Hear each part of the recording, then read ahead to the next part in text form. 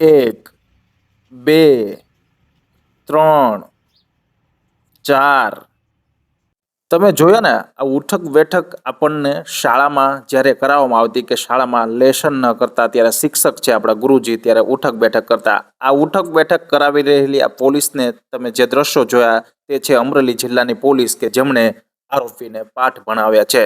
ઘટના એવા પ્રકારની છે કે અમરેલી જિલ્લામાં લીલિયાના ક્રાકચ ગામે 2 દિવસ પહેલા સહકારી બેંકના ગૌતમ વાળા ઉપર 3 વ્યક્તિઓ દ્વારા હુમલો કરવામાં આવ્યો હતો. સમગ્ર હુમલાની ઘટના છે તે સીસીટીવી કેમેરામાં કેદ થઈ હતી. આખરે લીલિયા પોલીસ અને અમરેલી પોલીસ પર કાયદા સામે સવાલ ઉઠ્યા હતા અને એમની જ સવાલની સામે લીલિયા પોલીસે 24 કલાકની અંદર આરોપીને ઝડપી પાડી અને કાયદો વ્યવસ્થાની સામે પડકાર ફેંકી અને આરોપીઓને ઝડપી પાડ્યા હતા. ત્યારે આરોપીનું રિકન્સ્ટ્રક્શન અને પંચનામું કરવા માટે લીલિયા પોલીસ ક્રાકચ ગામે ઘટના સ્થળે લાવી હતી અને આરોપીને ઉઠક બેઠક કરાવીને કાયદાનું ભાન કરાવ્યું હતું. ત્યારે અમરેલી જિલ્લા પોલીસ સામે જે સવાલો ઉઠી રહ્યા હતા તે જ સવાલોની સામે અત્યારે લીલિયા પોલીસની વાહવાહી થઈ રહી છે કે 24 કલાકમાં જ આરોપીને ઝડપી પાડી અને કાયદેસરની કાર્યવાહી હાથ ધરવામાં આવી છે. Report Imran Pathan, નાવલી news, Lilia. લીલિયા તાલુકાના ક્રાકચ ગામે જિલ્લા મધ્યસ્થ સહકારી બેંકમાં નોકરી કરતા ગૌતમભાઈ હનુભાઈ વાળા કે જે 18 તારીખના રોજ પોતાની નોકરી પર હતા અને બપોરના સમયે 4 વાગે ગાયત્રી પાનની દુકાન તરફ ગયેલ.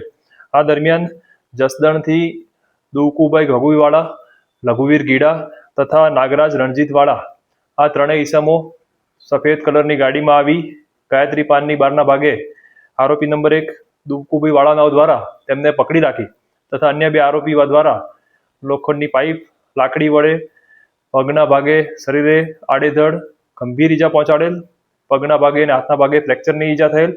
આ બાબતમાં લીલિયા પોલીસ સ્ટેશનમાં BNS કલમ 109 તથા અન્ય કલમો મુજબ ગુનો દાખલ કરવામાં આવેલ. તાત્કાલિક આરોપીને પકડવા માટે અલગ અલગ ટીમો કાર્યરત થતા હાલમાં 3 આરોપીઓની ધરપકડ કરવામાં આવેલ છે. તેમની રિકન્સ્ટ્રક્શન્સ, હથિયાર કબજે, ગાડી કબજે તમામ પોલીસ તપાસ ચાલી રહી છે. આગળ રિમાન્ડ કાર્યવાહી માટે પણ અને આ ઘટના હાલમાં ફરિયાદ મુજબ ગૌતમભાઈ વાળાનાઓને 4-5 દિવસ પહેલા આરોપી દુકુ વાળા સાથે ફોન પર બોલાચાલી થયેલ. એ સંદર્ભમાં હુમલો કરેલ છે. તેમ છતાં ઊંડાણપૂર્વક આની તપાસ કરવામાં આવી રહી છે.